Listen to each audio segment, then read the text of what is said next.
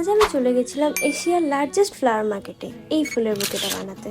হাওড়া ব্রিজের নিচে অবস্থিত 130 বছর পুরনো এই মার্কেটে মাত্র 50 টাকা পাওয়া যায় এক বান্ডিল গোলাপ, আর মাত্র 2 টাকা পিসে পাওয়া যায় সূর্যমুখী। এরপর আমি চলে গেলাম বেশ কিছু কুচো ফুল কিনতে। সেখানে গিয়ে দেখি 1 কেজির দাম মাত্র 10 টাকা। তারপর আমি এদিক ওদিক ঘুরতে ঘুরতে খুঁজে পেলাম এই দোকানটা। দেখো কত ইউনিক আর সুন্দর সুন্দর কালারের ব্যাঙ্গালোর রোজ পাওয়া যাচ্ছে।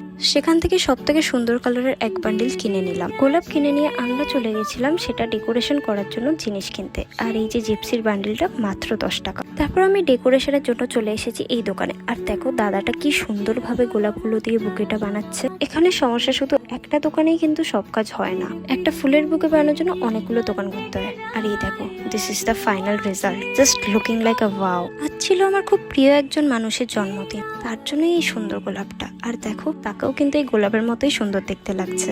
আজকের জন্য এতটুকুই।